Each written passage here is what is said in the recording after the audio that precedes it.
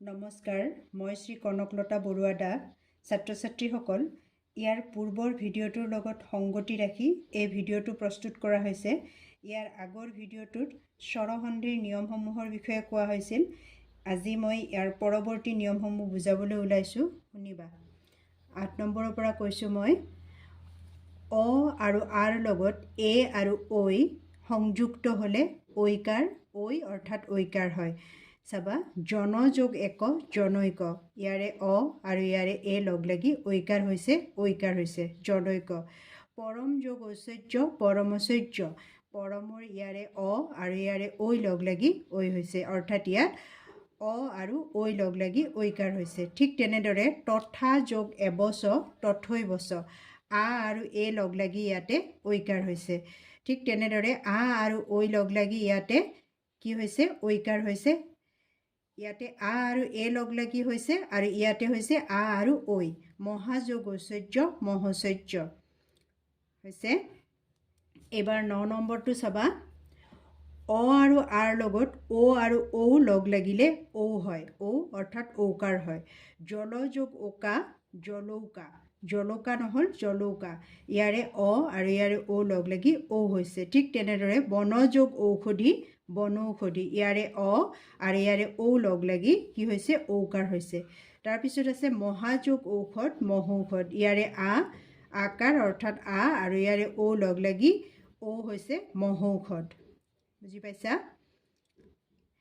এবাৰ 10 নম্বৰলৈ আহা। 10 নম্বৰলৈ আহা। হস্যই বা দীৰ্ঘইৰ পিছত হস্যই বা দীৰ্ঘই ভিন্ন আন স্বৰবৰ্ণ থাকিলে ই বা হস্যই বা দীৰ্ঘইৰ ঠাইত জ অৰ্থাৎ জকাৰ হয়। তাৰমানে কি? হস্যই বা দীৰ্ঘইৰ পিছত হস্যই দীৰ্ঘই ভিন্ন, তাৰমানে হস্যই দীৰ্ঘইৰ বাহিৰে আন স্বৰবৰ্ণ থাকিলে হস্যই দীৰ্ঘই মৰি বা হস্যই দীৰ্ঘই লুপ্ত হৈ লোপ পাই জকাৰ হয়। উদাহৰণ কেইটা চাবা। যদি যোগ অপি যদ্যপি, প্ৰতি যোগ আশা প্ৰত্যাশা, ইয়াৰে যদি হস্যই আৰু ইয়াৰে অ লগ লাগি যুক্ত হোৱাত বা সংযুক্ত হোৱাত ইয়াৰে ইটো নোহোৱা হৈ হস্যইটো নোহোৱা হৈ জকাৰ হৈছে। প্ৰতি যোগ আশা প্ৰত্যাশা নদী যোগ অম্বু নদ্যম্বু, প্ৰতি ইয়াৰেও হস্যই নোহোৱা হৈ আৰ লগত যুক্ত হোৱাৰ লগে লগে হস্যই লুপ্ত হৈ জকাৰ হৈছে। ইয়াৰ দীৰ্ঘই আৰু অ লগ লাগি দীৰ্ঘই লুপ্ত হৈ গ'ল, ইয়াতেও জকাৰ হৈছে নদ্যম্বু অৰ্থাৎ নদীৰ পানী। অতি যোগ আচাৰ অত্যাচাৰ, ইয়াতো ই লুপ্ত হৈ জকাৰ হৈছে। আদি যোগ অন্ত আদ্যন্ত, ইয়াতো অৰ লগত যুক্ত হোৱাত ই লুপ্ত হৈ জকাৰ হৈছে। ঠিক তেনেদৰে প্ৰতি যোগ উত্তৰ প্ৰত্যুত্তৰ ইতি যোগ আদি ইত্যাদি। বুজি পাইছা?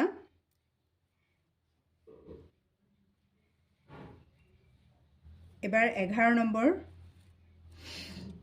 হস্যৌ বা দীৰ্ঘৌৰ পিছত হস্যৌ বা দীৰ্ঘৌ ভিন্ন আন স্বৰবৰ্ণ থাকিলে হস্যৌ আৰু দীৰ্ঘৌৰ ঠাইত ব হয়। এতিয়া হস্যৌ দীৰ্ঘৌৰ পিছত হস্যৌ দীৰ্ঘৌ ভিন্ন, অৰ্থাৎ হস্যৌ দীৰ্ঘৌৰ বাহিৰে আন স্বৰবৰ্ণ থাকিলে হস্যৌ দীৰ্ঘৌটো মৰি কি হয়? ব হয়।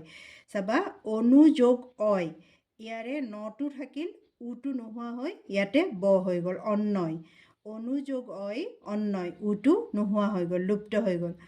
ঠিক তেনেদৰে সুযোগ আগত স্বাগত, ইয়াৰে উটো নোহোৱা হৈ গ'ল, লুপ্ত হ'ল আৰু ইয়াতে বটো আহি গ'ল, স্বাগত। অনুযোগ এখন অন্বেষণ, ইয়াৰো উটো লুপ্ত হৈ গ'ল, এৰ লগত যুক্ত হোৱাৰ লগে লগে আন স্বৰবৰ্ণ হস্যৌ দীৰ্ঘৰ বাহিৰে আন স্বৰবৰ্ণ, গতিকে ইয়াৰো এইটো লুপ্ত হৈ ইয়াতে ব হৈ গ'ল।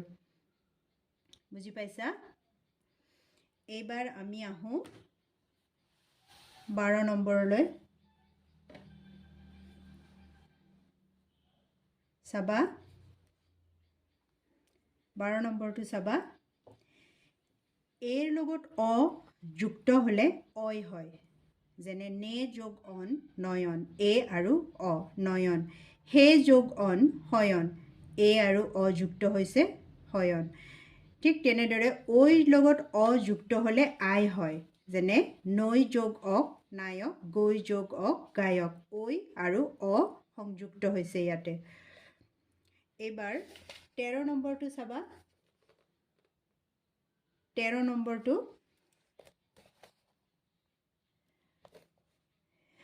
অ ওৰ লগত অ যুক্ত হ'লে, ওৰ লগত হস্ৰই যুক্ত হ'লে, ওৰ লগত এ যুক্ত হ'লে অৱ হয়। যেনে ভো যোগ অন ভৱন, অৱ হৈছে ইয়াতে পো যোগ অন পৱন।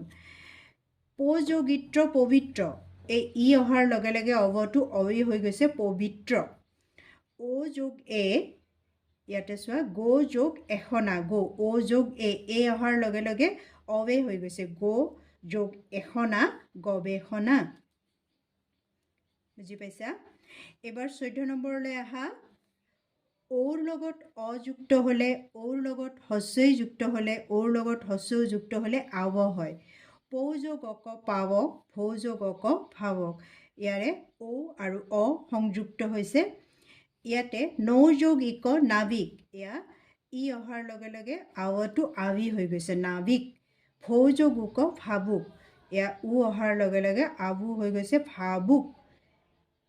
এইখিনি আমাৰ স্বৰসন্ধিৰ নিয়ম।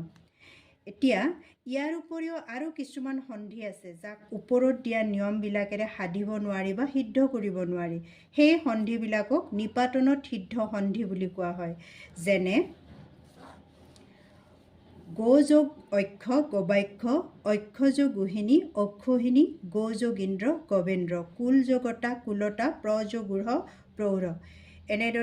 এনেকুৱা সন্ধিবিলাকক নিপাতনত সিদ্ধ সন্ধি বুলি কোৱা হয়। কাৰণ ওপৰত আমি যিমানবিলাক সন্ধিৰ নিয়ম আলোচনা কৰিলোঁ তাৰে কোনো এটা নিয়মৰ ভিতৰতে এনেকুৱা সন্ধিবিলাকক ধৰিব নোৱাৰি। সেয়ে ইহঁতক নিপাতনত সিদ্ধ সন্ধি বুলি কোৱা হয়।